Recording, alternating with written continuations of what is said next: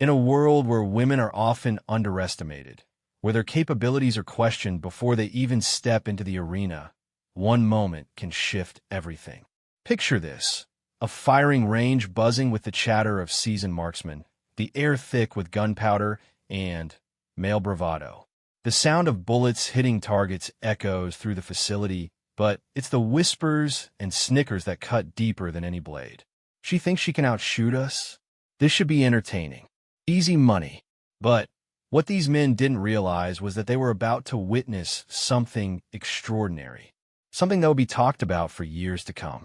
A demonstration so flawless, so precise, that it would shatter every preconceived notion they held about what a woman could achieve behind a rifle scope. This is not just a story about marksmanship. It's about the moment when doubt transforms into respect, when mockery becomes silence, and when 5 perfect shots change not just the competition, but the lives of everyone who witnessed them. This is the story of a woman who let her skills do the talking when words weren't enough. Sarah Martinez had always been different from other girls her age. While her classmates spent their weekends at the mall or hanging out at coffee shops, she could be found at her grandfather's farm, learning the art of precision shooting.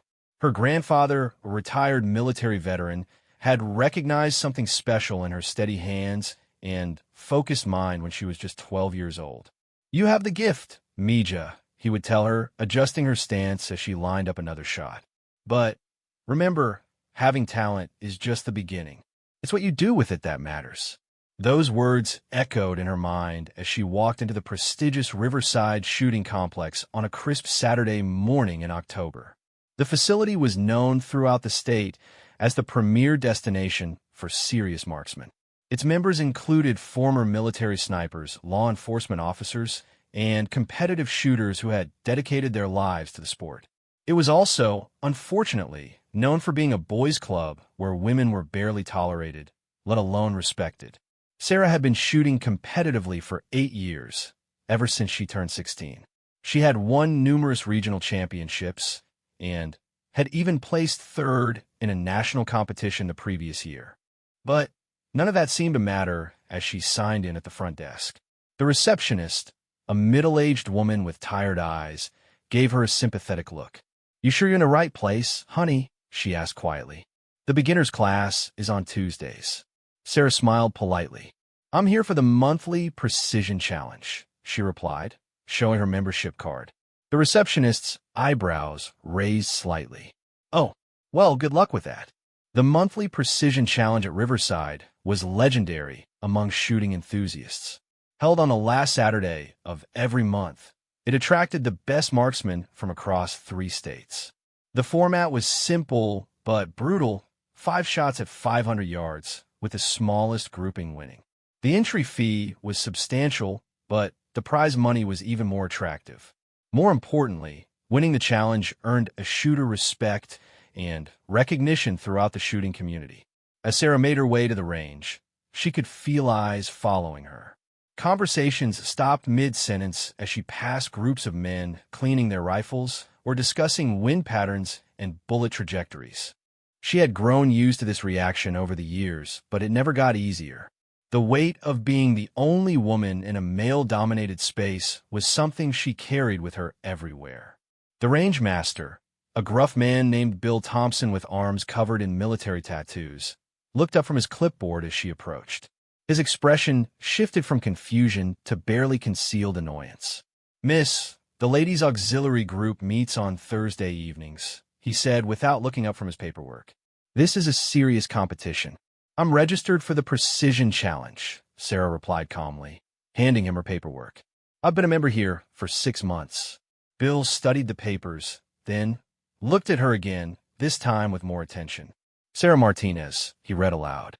"Huh, you're the one who's been using range 7 every Tuesday morning." He paused, considering.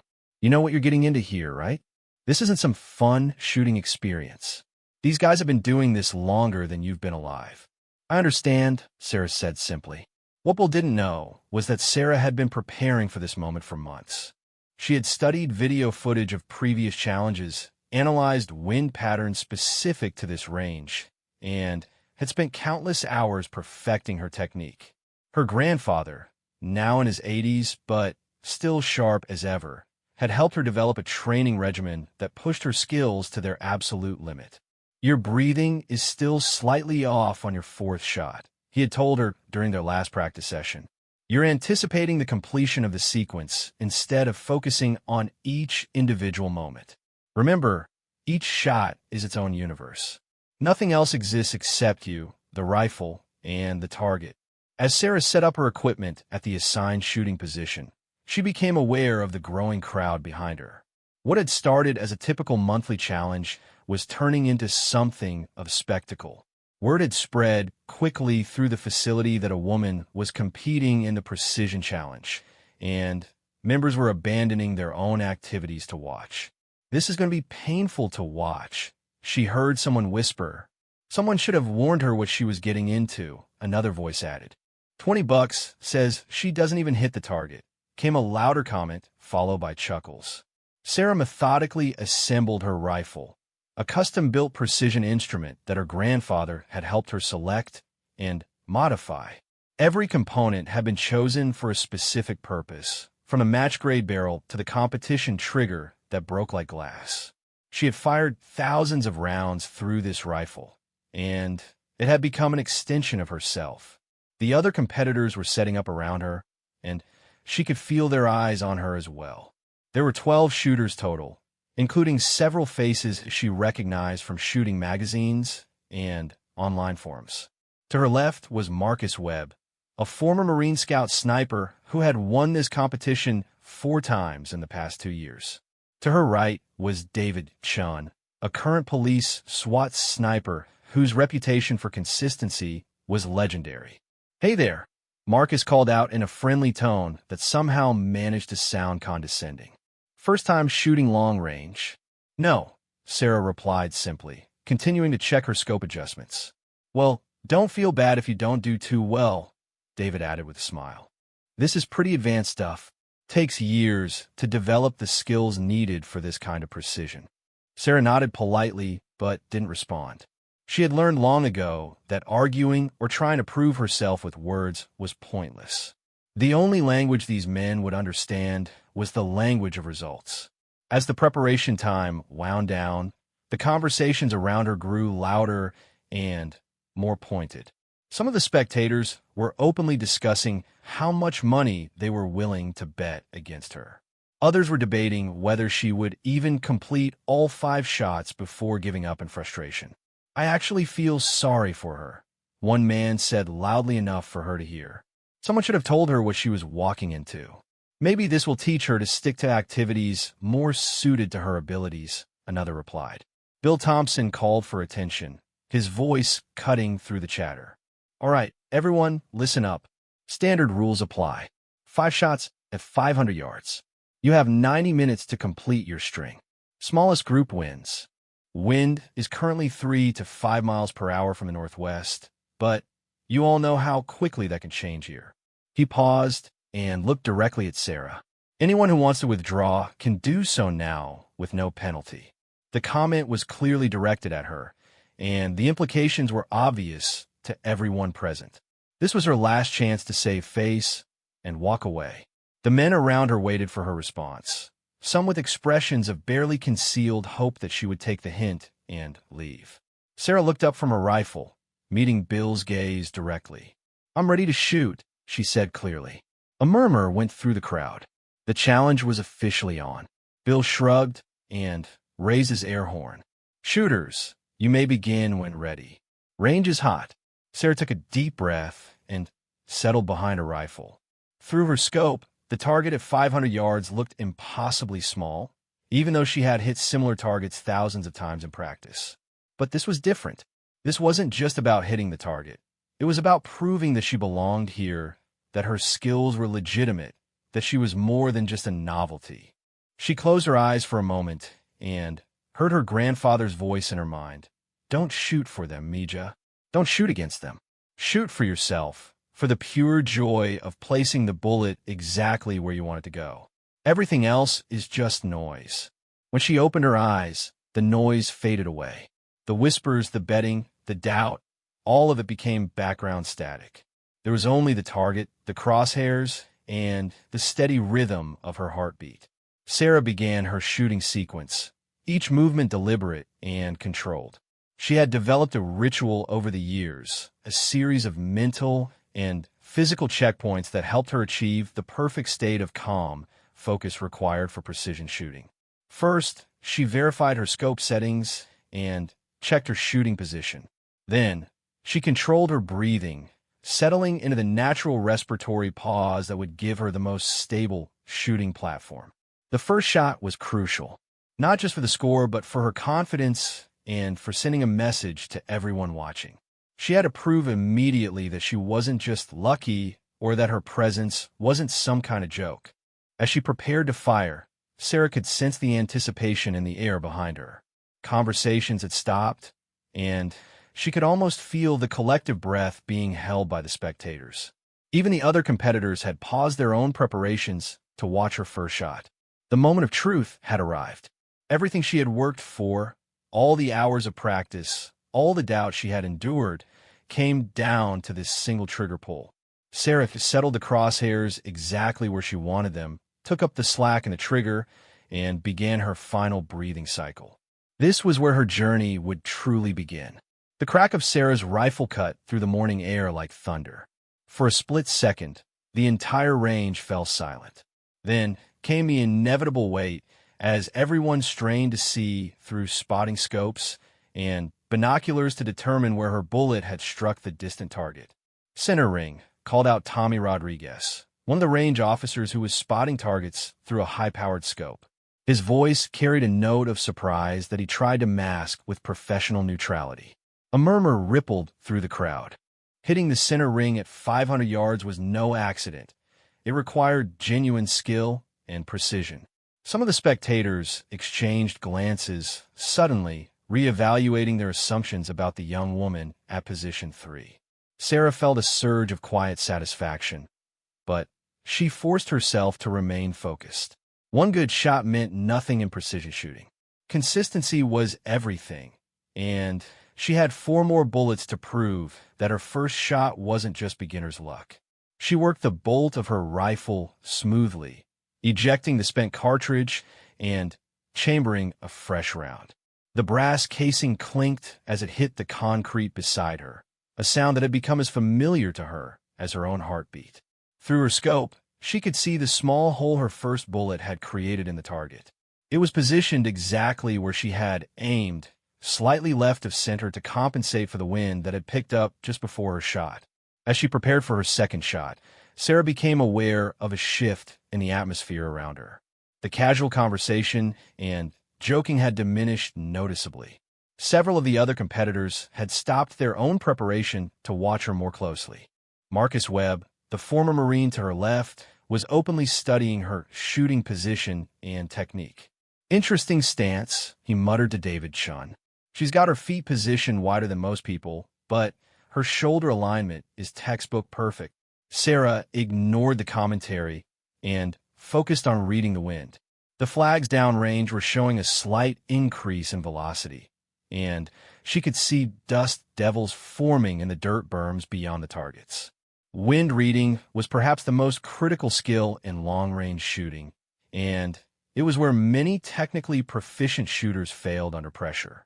Her grandfather had taught her to read wind not just from flags and indicators, but from subtle signs that most shooters missed. The way grass bent at different heights, the pattern of heat shimmer rising from the ground, even the behavior of insects flying through her line of sight. All of these provided valuable information about what the bullet would encounter on its 500-yard journey. Sarah adjusted her point of aim slightly, compensating for the increased wind velocity, and settled into her shooting position. Her breathing fell into the familiar rhythm she had practiced thousands of times. Inhale, exhale, halfway, hold, squeeze.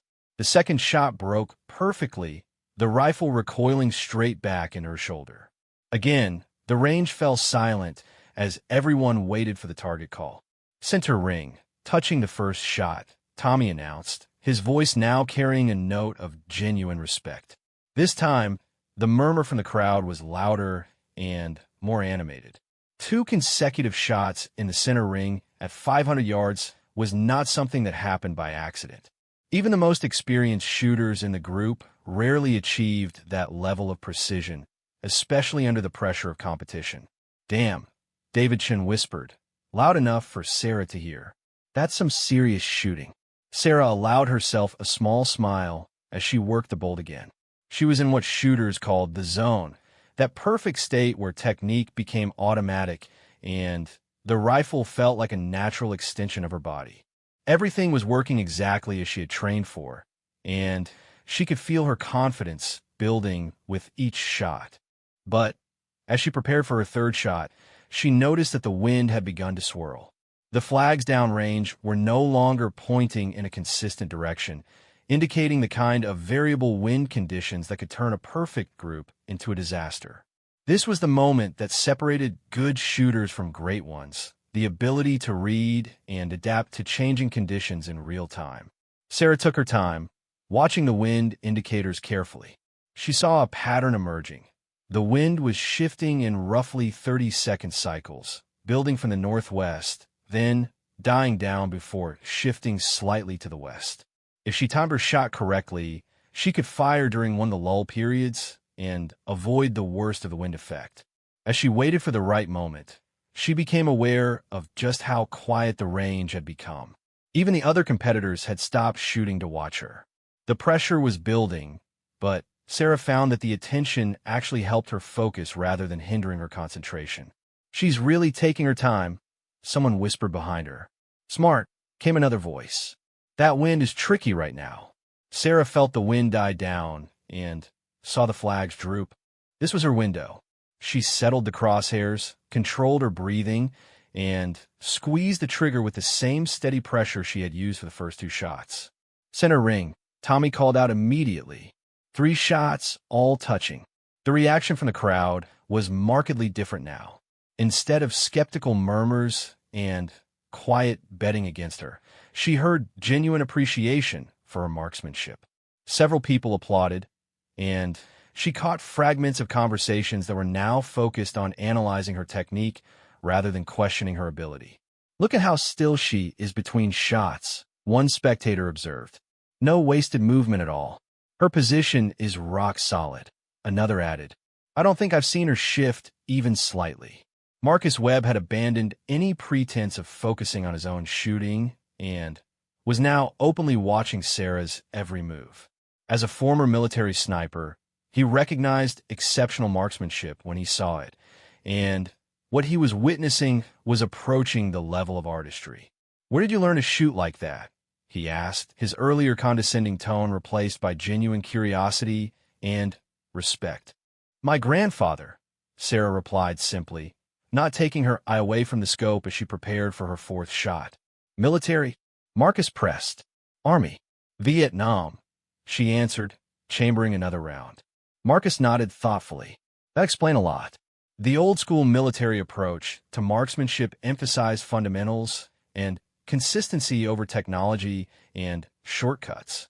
If she had learned from a Vietnam veteran, she would have been taught the kind of disciplined, methodical approach that was becoming increasingly rare in modern shooting sports.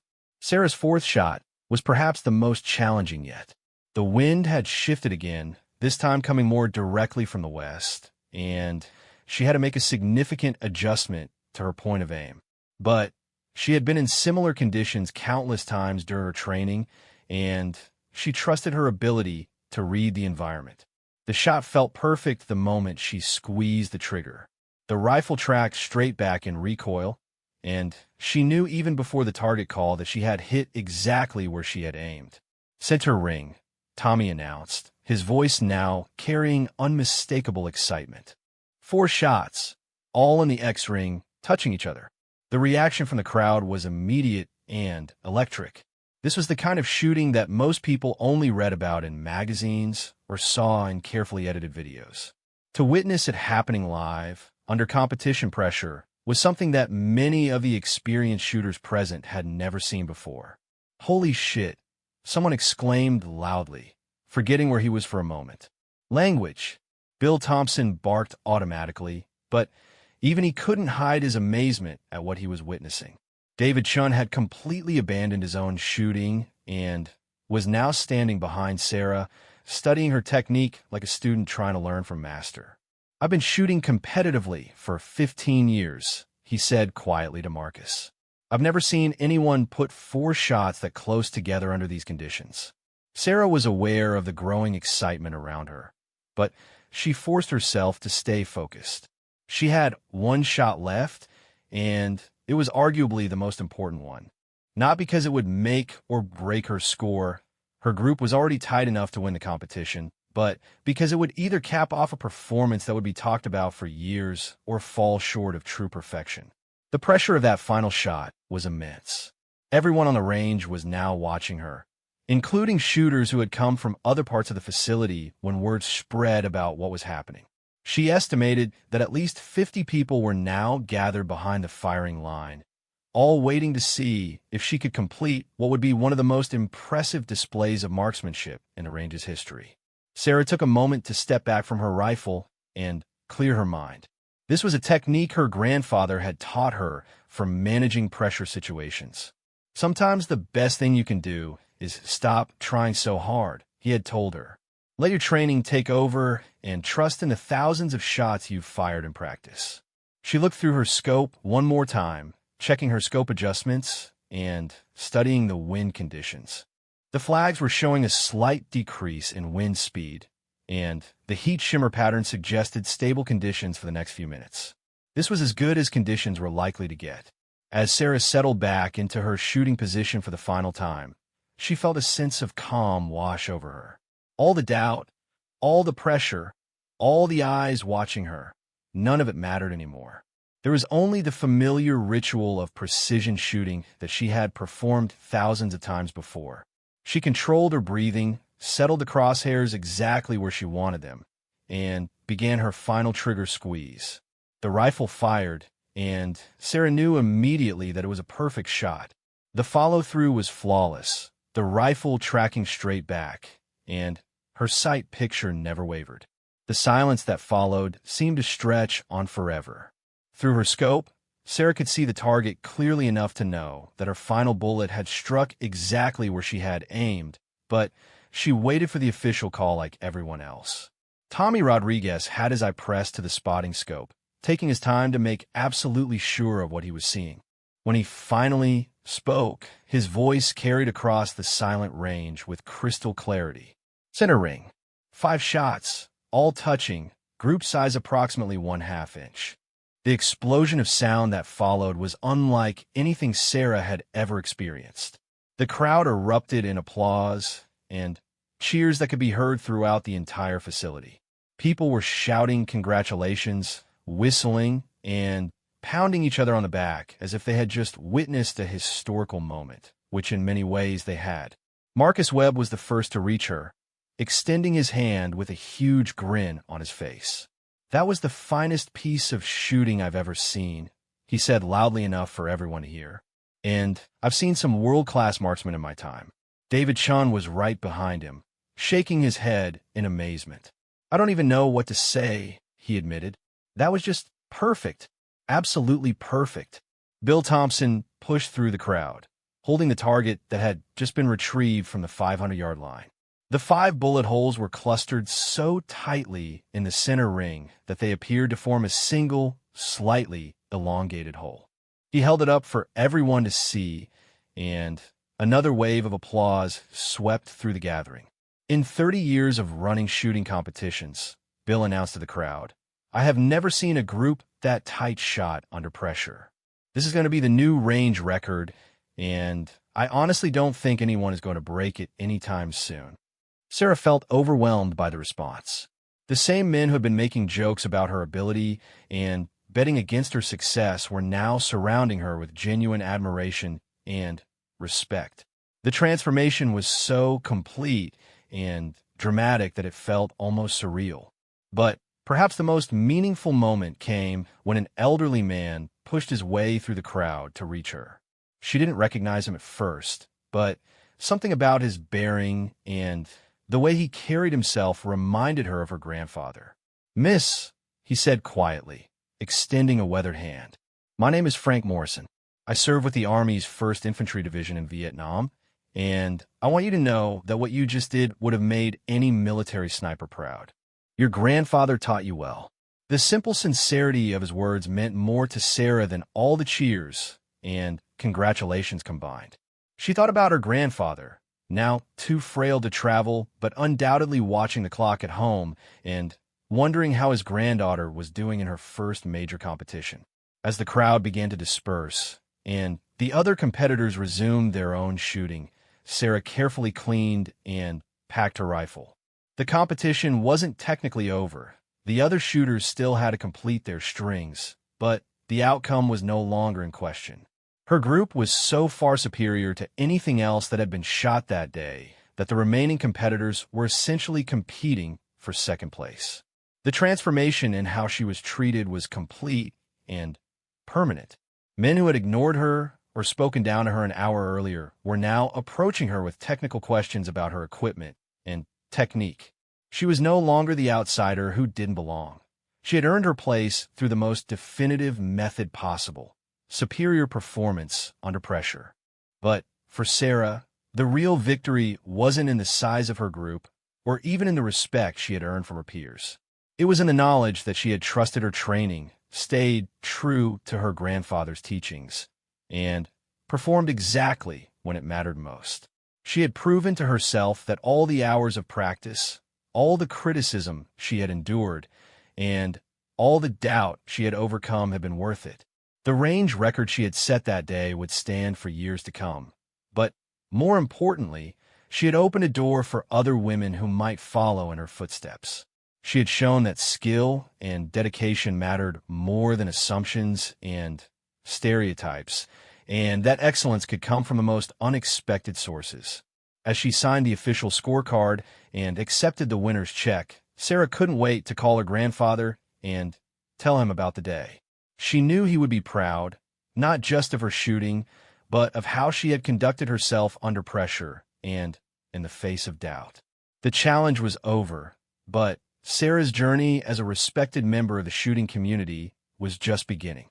The drive home from Riverside Shooting Complex felt different than any drive Sarah had ever taken.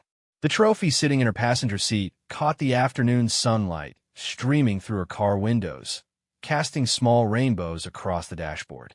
But more than the physical prize, she carried with her something far more valuable: the respect of her peers and the knowledge that she had achieved something truly exceptional. Her phone had been buzzing constantly since the competition ended. Word of her record-setting performance had spread quickly through the shooting community, and she was receiving congratulations from people she had never met. Social media posts were already circulating with photos of her target, and several shooting forums were discussing her achievement in threads that stretched on for pages. But the call she wanted to make most was to her grandfather. As soon as she pulled into her driveway, she dialed his number, barely able to contain her excitement. "Abuelo, you're not going to believe what happened today," she said when he answered. "Mija, tell me everything." His voice crackled through the phone, warm with anticipation. Sarah recounted every detail of the competition, from the skeptical reception she had received to the moment when Tommy Rodriguez called out her final shot. She described the silence that had fallen over the range, the explosion of applause that followed, and the way Marcus Webb and the other competitors had surrounded her with congratulations. 5 shots, all touching, in a half-inch group at 500 yards, her grandfather repeated slowly, as if savoring each word. "Sarah, do you understand what you've accomplished? That's the kind of shooting that separates the good from the legendary." "I kept thinking about what you taught me," Sarah replied. "About breathing, about focus, about treating each shot as its own universe." Her grandfather was quiet for a moment, and Sarah could hear the emotion in his voice when he finally spoke. "I'm so proud of you, Mija. Not just because of how you shot today, but because of how you handled yourself. You showed them who you are through your actions, not your words. That's the most important lesson anyone can learn." In the weeks that followed, Sarah's life changed in ways she had never expected. The shooting industry, which had seemed so closed and exclusive just months before, suddenly opened its doors to her. She received invitations to compete in prestigious matches across the country, offers to test new equipment from major manufacturers, and requests for interviews from shooting magazines. Bill Thompson called her personally to offer her a position as an instructor at Riverside. "We've never had anyone generate this much positive attention for the facility," he admitted. "And honestly, after watching you shoot, I think you could teach our instructors a thing or two." The offer to teach was particularly meaningful to Sarah. She remembered how isolated and unwelcome she had felt as the only woman in many shooting environments, and she was determined to help other women avoid that same experience. Her first female student was a young police officer named Jessica Torres, who had been struggling to qualify with her department's sniper rifle. "I've been shooting for 10 years, Jessica confided during their first lesson. "But every time I try to shoot precision, I feel like everyone is waiting for me to fail. The pressure just gets to me." Sarah recognized the feeling immediately. "I used to feel the same way," she replied. "But here's what my grandfather taught me. You're not shooting for them. You're not shooting against them. You're shooting for yourself, for the pure satisfaction of placing the bullet exactly where you want it to go. Everything else is just noise." Working with Jessica and other female students reminded Sarah of her own journey and how far she had come. But perhaps more importantly, it showed her that her achievement at Riverside had been about more than just one perfect group of shots. It had been about opening doors for others and proving that excellence knew no gender. The shooting community's response to her success continued to evolve as well. Marcus Webb became not just a friend, but a regular training partner. The former Marine's competitive nature had been replaced by genuine respect and a desire to learn from her unique approach to precision shooting. "You know what I realized after watching you that day?" Marcus told her during one of their practice sessions.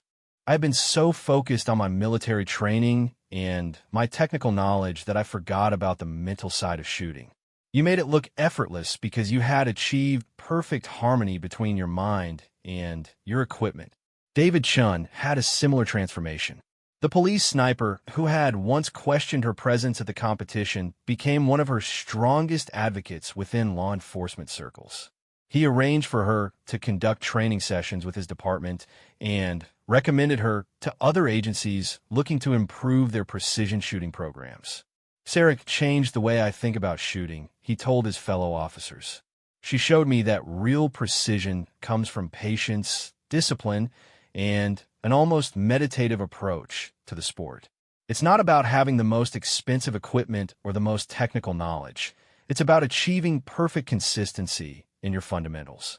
The media attention that followed her record-setting performance brought both opportunities and challenges. Sarah was featured on the cover of 3 major shooting magazines, and her story was picked up by mainstream sports publications that rarely covered precision shooting. Television producers reached out about featuring her in documentaries about women in traditionally male-dominated sports. But with the positive attention came criticism from some quarters. A few online forums questioned whether her achievement was legitimate, suggesting that she must have had some kind of unfair advantage or that the conditions that day had been unusually favorable. The comments stung, but Sarah had learned to focus on the opinions of people who actually understood the sport. There will always be people who can't accept excellence when it comes from an unexpected source, her grandfather told her during one of their weekly phone calls. But you have something they don't, the knowledge that you earned every bit of your success through hard work and dedication.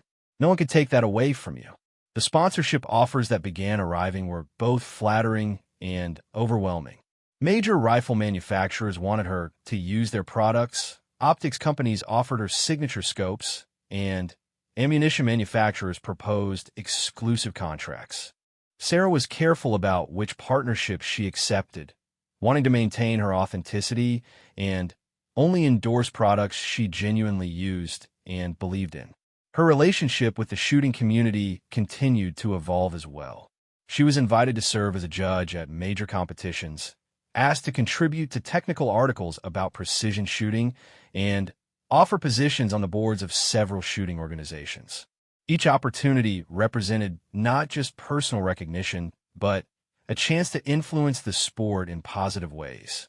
One of the most meaningful invitations came from the National Women's Shooting Foundation, which asked her to serve as a spokesperson for their efforts to encourage female participation in precision shooting sports. The role allowed her to travel across the country, conducting clinics and demonstrations while sharing her story with women who might never have considered competitive shooting. When I was starting out, Sarah would tell these audiences, I sometimes felt like I had to prove I belonged in the shooting world. But what I learned is that the rifle doesn't care about your gender, your background, or what anyone thinks about your abilities. It only responds to proper technique, consistent fundamentals, and mental discipline. If you can master those elements, you can compete with anyone. The range record she had set at Riverside remained untouched months after her historic performance. Several accomplished shooters had attempted to break it, but the combination of pressure, conditions, and sheer technical difficulty proved too challenging. The target from her record-setting group was now framed and displayed in the facility's main entrance, serving as inspiration for other shooters and a reminder of what was possible with dedication and skill. Sarah's training routine continued to evolve as well. She had begun working with a sports psychologist to further develop the mental aspects of her shooting, and she incorporated meditation and visualization exercises into her daily practice. The goal was no longer just to repeat her Riverside performance, but to achieve an even higher level of consistency and precision. Her grandfather, despite his advancing age, remained her most trusted advisor and harshest critic. During their weekly phone calls, he would quiz her about technical details, challenge her to think more deeply about wind reading, and remind her to stay grounded despite her growing fame. Success can be more dangerous than failure, Mija, he warned her. Failure makes you hungry and focused. Success can make you comfortable and careless. Always remember that your next shot is the most important one you'll ever take. The lessons she had learned during that transformative day at Riverside extended far beyond shooting technique. Sarah had discovered that her real strength lay not just in her ability to place bullets precisely, but in her capacity to perform under pressure and maintain her composure when doubted. These skills proved valuable in every aspect of her life, from her growing teaching responsibilities to her interactions with sponsors and media. As the anniversary of her record-setting performance approached, Sarah found herself reflecting on how much had changed. The woman who had walked into Riverside shooting complex feeling like an outsider had become one of the most respected figures in precision shooting. But more importantly, she had helped change the culture of the sport itself, making it more welcoming and inclusive for the women who would follow in her footsteps. The night before the anniversary, Sarah visited her grandfather. Now 91 and confined to a wheelchair, he was still sharp and engaged, asking detailed questions about her latest competitions and offering insights that only came from decades of experience. You know what makes me most proud? He told her as they sat on his porch, watching the sunset. It's not the records you've set or the trophies you've won. It's the way you've used your success to help others. That's what real champions do. They lift up everyone around them. As Sarah drove home that evening, she thought about the journey that had brought her to this point. It had started with a 12-year-old girl learning to shoot on her grandfather's farm, progressed through years of practice and competition, and reached a pinnacle with 5 perfect shots that had changed everything. But she realized now that those 5 shots had been just the beginning. The real achievement was what had come afterward. The relationships she had built, the barriers she had broken down, the opportunities she had created for others. The shots had opened the door, but it was what she had done with that opportunity that truly mattered. Tomorrow would mark exactly 1 year since that historic day at Riverside. Sarah had been invited back to commemorate the anniversary, and several of the original competitors would be there, including Marcus Webb and David Chun. The range was planning a special ceremony, and Sarah had been asked to speak about her experience and what it had meant to the shooting community. As she prepared her remarks, Sarah thought about what message she wanted to convey. She could talk about technique or equipment or mental preparation, but what she really wanted to share was something her grandfather had taught her from the very beginning. That respect is earned through performance, that dedication beats talent when talent doesn't work hard, and that the greatest victories come not from defeating others, but from surpassing your own expectations. The young woman who had once felt like she had to prove she belonged somewhere had learned that true belonging comes from within. It comes from the confidence that develops through preparation, the resilience that grows through overcoming challenges, and the wisdom that emerges from staying true to your values even when others doubt you. Sarah Martinez had become more than just a record-holding marksman. She had become a symbol of what was possible when skill met opportunity, when preparation met the moment, and when someone refused to be limited by others' expectations. Her story would continue to inspire shooters for years to come, but for Sarah herself, the most important audience had always been the 12-year-old girl learning to shoot on her grandfather's farm. That girl had dreams of becoming something special. Through 5 perfect shots and everything that followed, those dreams had become reality.